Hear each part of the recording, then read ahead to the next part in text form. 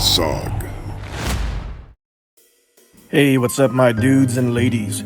Welcome to a special edition of our Custom Outfit Challenge.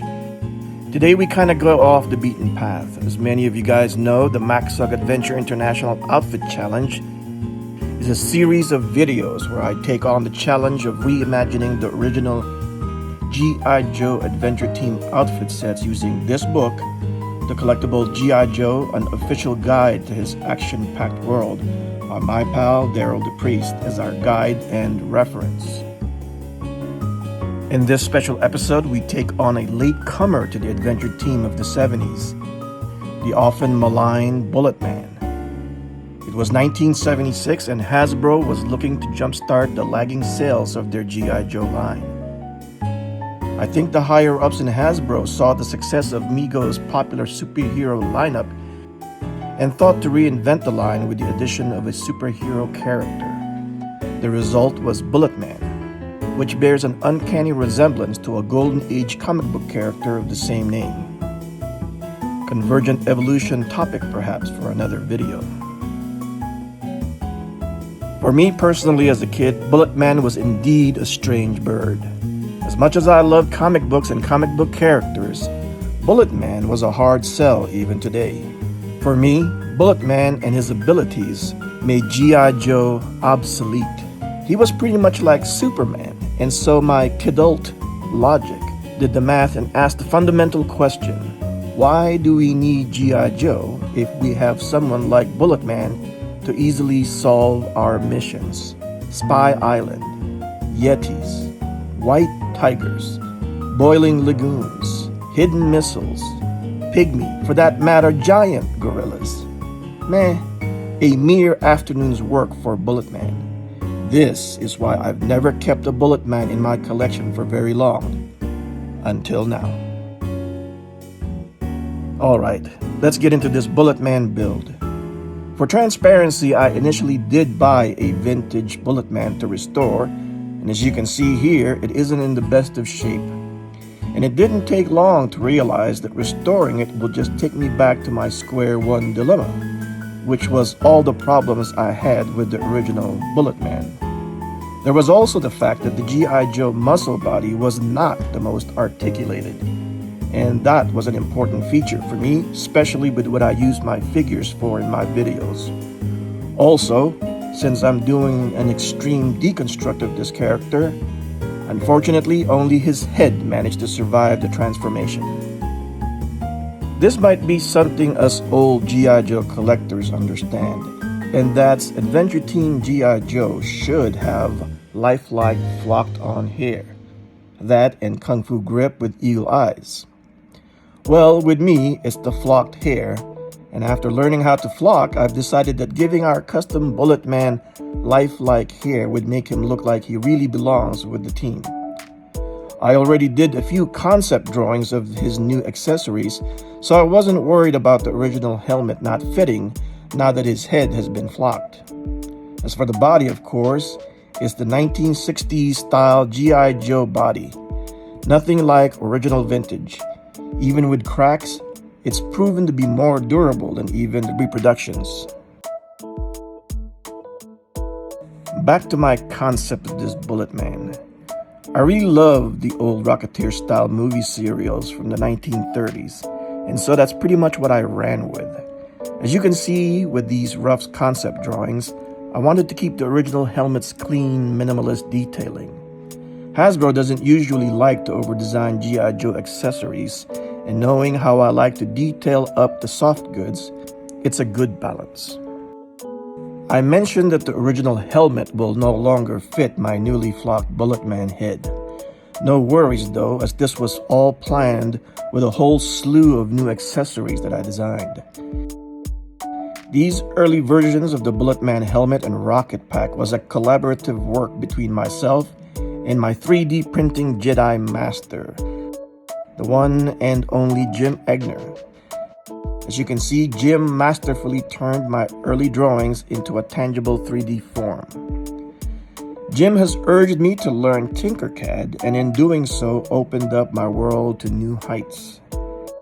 As my first exercise in Tinkercad, as you can see here, I decided to do some minor tweaks to the helmet and rocket pack, printed it, and gave it a coat of chrome spray. I tried to do a Rocketeer-style jacket and jobbers, aka riding trousers, but found that the jacket didn't look right with the way the helmet hits the collar, making his neck look a little janky. I was stumped there for a bit, then noticed this custom Gorgax figure I did some time ago. I tried it on the Bulletman figure and was surprised how well it looked. So I just did a few tweaks to the vest pattern and made a codpiece front and back that attaches to his double pistol rig. The vest and codpiece combo together follows the basic shape of the original one-piece Bulletman suit, which in my opinion looks freaking gay. Hey, Jesus Christ of Nazareth. Well, since the original jacket idea was a no-go, there was no point going with the riding pants, so both ideas was jettisoned. Instead, I went with a jumpsuit with a shortened collar. It turned out to be the perfect choice as it allows for better movement when posing for flight. Nothing pulls out of place and works great with the pistol rig setup. The material is a heavy cotton mix in a mid-tone warm gray color. To break up the predictable color rhythm, I sewed in yellow piping on the pant legs, and this goes well with the yellow on the chest logo. By the way, I redid the Bulletman chest logo on Photoshop and printed it on a special printer-ready cloth material. I wanted a pair of black gauntlets, so I also made a pair of cuffs in black vinyl material to go with a pair of black Cotswolds gripping hands. Together, it sort of looks like a pair of gauntlets, especially if you squint your eyes a bit. For the finishing touches to this build, I made his double pistol rig out of the same vinyl material as the gauntlets. I was going to use a pair of Mauser broom handle pistols, but decided it was too impractical. I wanted a weapon that could conceivably take down enemy aircrafts like jets. So, I went with a pair of sci-fi laser pistols from Captain Cosmos I bought through Cotswolds instead. These pistols are dead ringers for Captain Harlock's Cosmo Dragoon revolvers, and it gives my new Bulletman a unique look.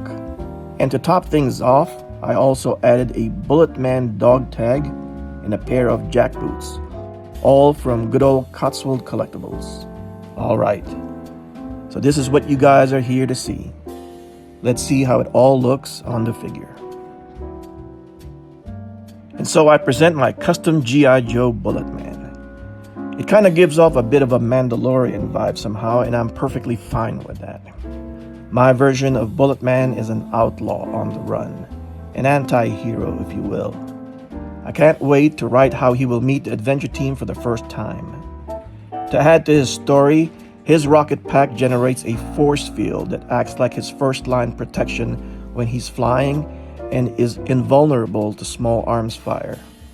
But coupled with Betty, his shield, his protective force field power multiplies and can stop much more powerful weapons. But this doesn't prevent Roger from being thrown around by the impact. Roger is not superhuman, but is able to withstand tremendous G-forces humans couldn't begin to handle due to his half-alien biology. This and his fast reflexes is how he earned the name Bulletman. Another fun fact in his lore is the origin of his chest logo. It was part of the nose art on his father's plane when he ran food and supply flights over Berlin after World War II. The plane was called the Lucky Bullet. Bulletman is alone. He wants to seek allies in his fight against Axis, but has a hard time trusting people. His only family is his Uncle Travis, an old ex-Navy pilot, and the only person that knows of his half-alien origin, and the only person he fully trusts. Perhaps the adventure team can restore his trust in others. Make sure to subscribe if you want to see what happens. Well guys, that brings us to the end of this video. If you made it this far, I thank you as truly loyal fans. I'd like to thank Daryl for the official use of his book for this series, and to Jim Egner for all his work to make my designs into 3D printed reality. This is Robert for Maxog Adventure International, reminding you guys to keep doing that voodoo that you do. Until next time, my friends.